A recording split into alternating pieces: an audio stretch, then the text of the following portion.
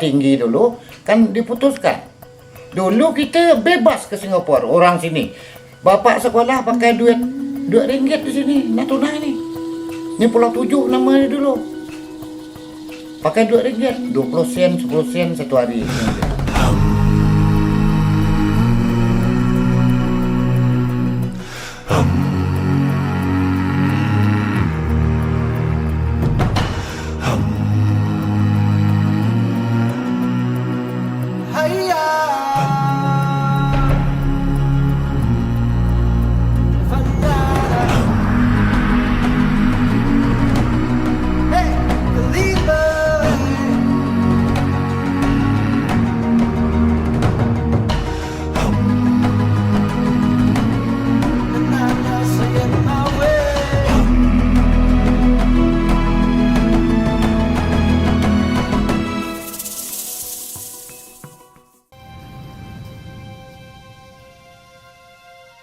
Jadi kalau dari saya, kalau petani kelapa nih, bisa aja istilah dia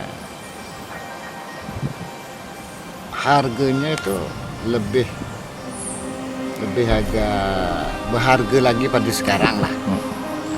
Kalau sekarang kan 1.200 ya, menjelang 2.000 misalnya kan. Kalau 2.000 itu kan lumayan juga, enggak ada turun naiknya misalkan. Ini kadang sedang 2.000, nanti turun sampai 4.500 satu lagi. Nah itu beli aja 250 macam kemarin. Ini kok naik sampai 600. Betul. Itu nampak kita diperbodoh deh. Kita petani-petani kecil ini diinjak-injak. Itu mau ngelolong kemana? Minta tolong sama siapa? Tidak ada.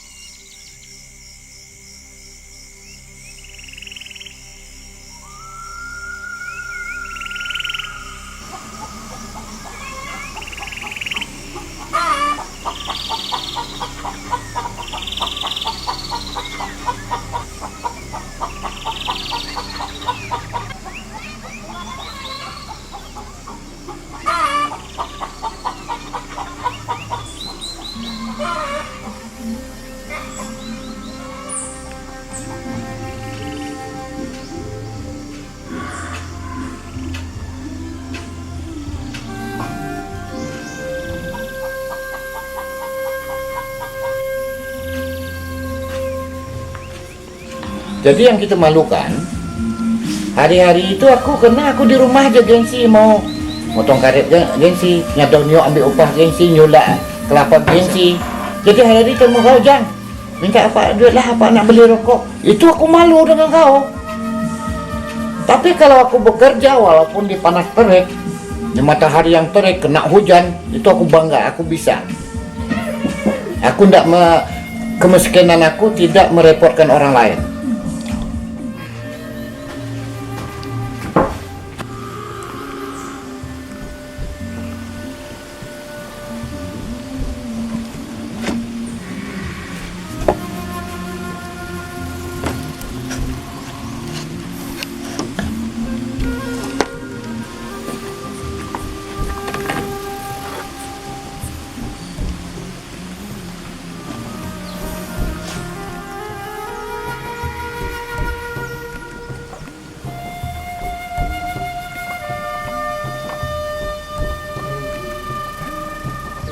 Ini kalau umur 20 tahun paling tidak. Ya, lama nih.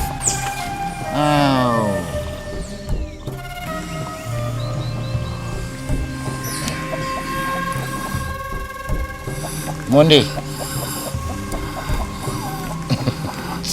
Marah sampai semput tuh.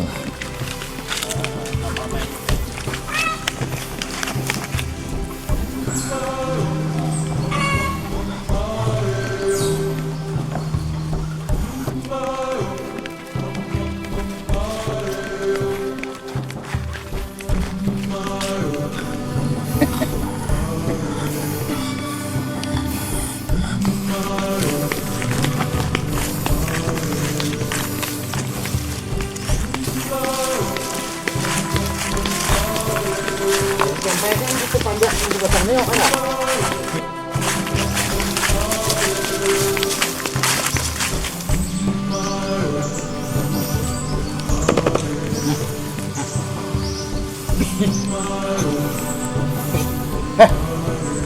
Dia mau naik dia. Terus nak marah. Nek.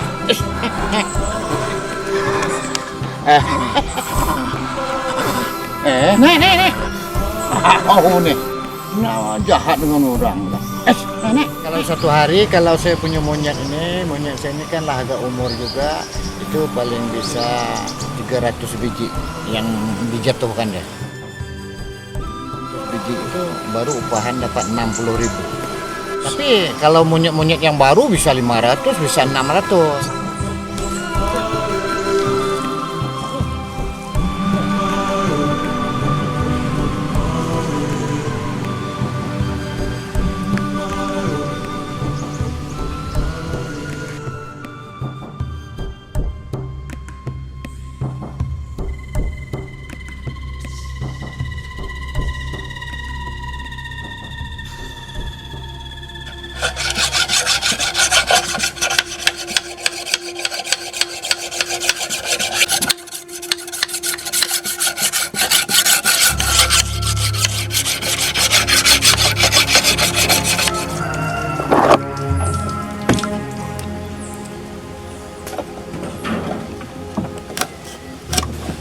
Jadi kan terutama sekali orang tua mengajarkan ya, kita belum bisa untuk memetik kelapa, cuma kita untuk mengumpulkan yang sudah disadau dia.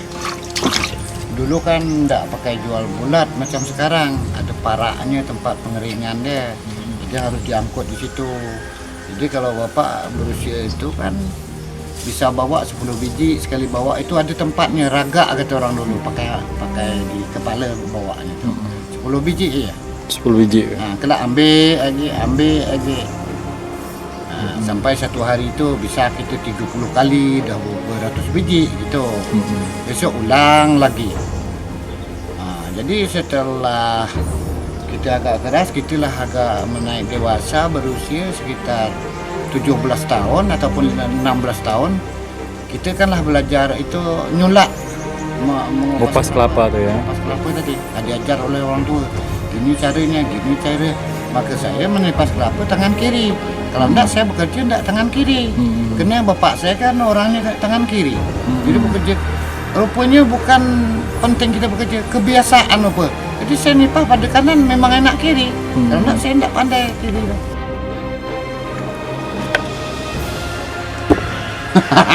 Tato tuh kan kalau kita bertato tuh enggak sah jadi imam lagi. Kita kan nak ngimam bini kita, nak apa nanti. Kita lah bertato. Masa kan gitu? Enggak mau aku, badan aku enggak mak. Siapa yang bertato lagi? Kalau aku enggak. Aku rasa aku perjalanan lebih jauh. Pekanbaru, Teleju itu tempat aku tuh. Tanjung Pinang sudahlah. Memanglah lah sanggam di situ. Tapi enggak ada, aku enggak mau menyacat-nyacatkan badan gitu. Nanti mana tahu perubahan keadaan kan, gitu nih. Tentu kesal gitu. Itu macam mana nak buang tato lagi? Itulah bergambar gini. Ini kata orang dulu kan, ndak boleh ambil, ndak sah uduk kata orang kan. Jangan dibiasakan. Jadi yang menyalah daripada kepemerintahan. Kalau perlu, memang kalau di meja ini pejabat yang tertinggi kan camat. Dia harus kontrol juga pedagang itu. Jangan disuku-suku dia. Bisnis itu kejam, bisa bunuh orang. Dia tidak mikir itu anak saudara, itu orang ke-8 tidak mikir. Asalkan aku banyak untung. Kalau nak mati, matilah. Jadi itu guna dia. Diadakan pemerintah, dia ada Pak Camat. Inilah untung enggak, timbangan tu lah juga share-nya. Kalau dulu sekilonya, ya 8 on, 9 on. Enggak betul 10 on. Karena enggak ada lalu dikontrol itu timbangan. Kalau di luar negeri, saya 7 tahun di Malaysia. Oh, kalau daging jangan main-main, itu dijaga betul. Barang sudah tertentu, jangan untuk menaikkan barang, lapor dengan pemerintah. Menurun harga barang aja dengan sengaja itu ditangkap, dilak usaha gitu. Apalagi untuk memahalkan barang pokok. Usah nak menaikkan, kau nak nurun dengan sengaja, kena tangkap kau. Di pemerintah yang ngatur harga. Tuh lihat semua, tak payah cari kedai boang murah, tak ada. Masuk aja kedai Malaysia tu, harga sama. Cuma di Malaysia tu kita tak bisa tawar menawar, kena harga lah ditentukan. Beli je, jangan nak cari kedai ni tak usah, sama je. Dia jangan nyeleweng, kena tangkap. Karena saya lama di situ, 7 tahun, masuk 8 tahun.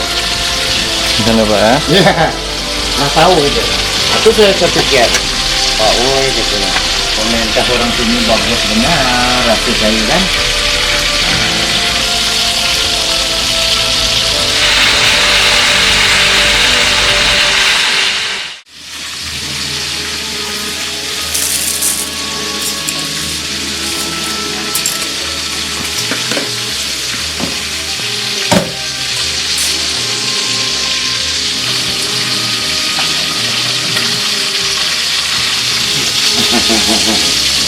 Jadi Bapak masak sendirilah tiap hari ya? Iya.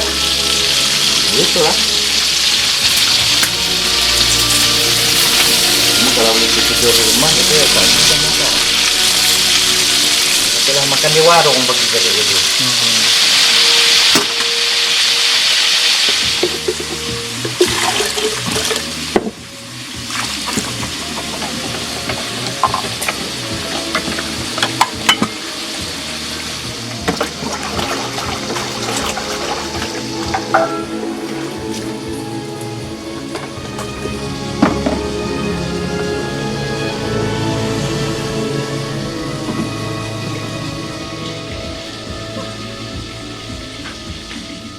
Memang berdoa itu aja. Nah, kalau misal dapat bantuan monyet yang baru, misal kita malahan bersyukur lah. Karena kalau kita mau beli ini main 4 juta, 5 jutaan satu. Jadi kalau udah dibantu, jadi kalau ada pun duit kita bisa guna untuk lain lagi kan gitu. Mahal juga dia nih.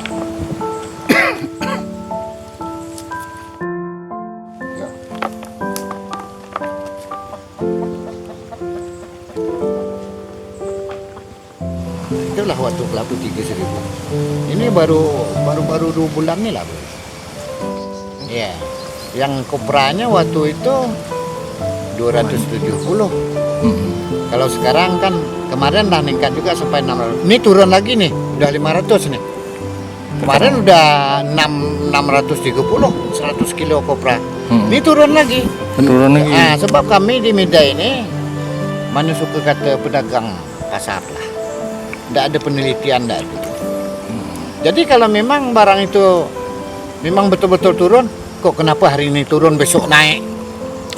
Yang dia aja belum pernah keluar dari gudang, kok lah naik pula. Jadi kalau pedagang di pasar itu dia memikirkan ini masuk puasa misalnya, ini anak-anak tamat belajar mau meningkat ke SMA, ini masyarakat orang kampung kan perlu duit semua. Nah, udah sembelih itu. Itulah kalau tempat itu.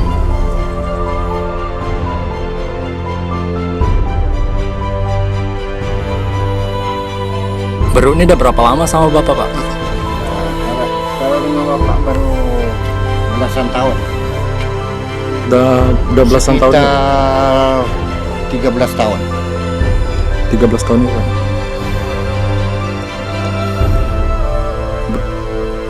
Umurnya sekitar 20 tahun tadi Bapak bilang ya? Iya. Dia dulu sebelum saya kan almarhum adik saya.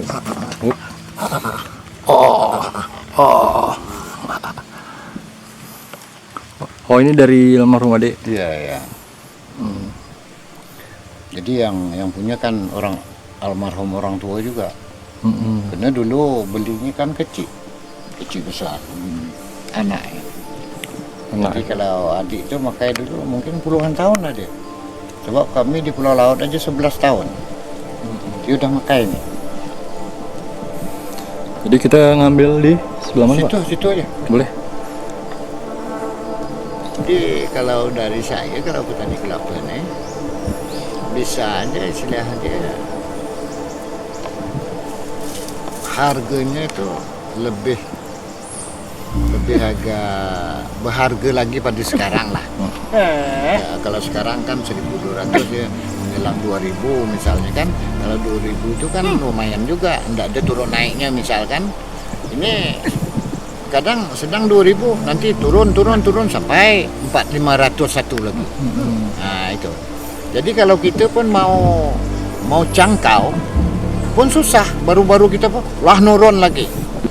Jadi kita ndak makan otak kita modal itu.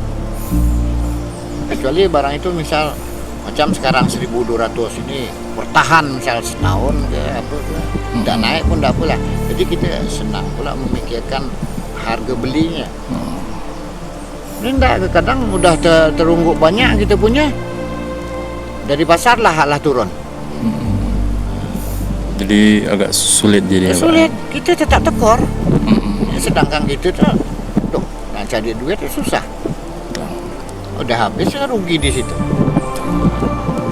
Tapi kalau di ini misal 1.000 bertahan di 1.000 kita bisa patut beli. Nah, bisa tahu kita beli. Jadi berharap itu jangan ada penurunan lagi, biarlah yang enggak keruan.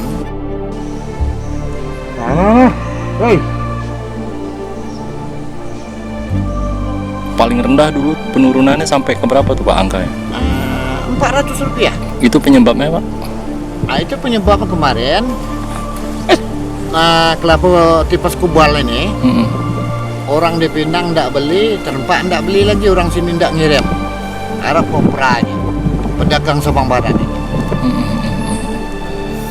Itu ya Jadi penyebab. setelah sekarang terempat, nggak bikin santan, apalagi di Pinang, langsung naik juga. Harga kopra pun naik. Kan main-main deh. Betul. Jadi ambil kesempatan betul. Langsung kita disembelih deh. Betul. Tapi kalau betul-betul koperanya memang ndak naik, ya sekarang nggak usah naik lah. Betul. Beli aja 250 macam kemarin. Ini kok naik sampai 600. Betul. Itu nampak kita diperbodoh deh. Kita petani-petani kecil ini diinjak-injak. Kita mau ngelolong kemana? Minta tolong sama siapa? Betul. Nggak ada.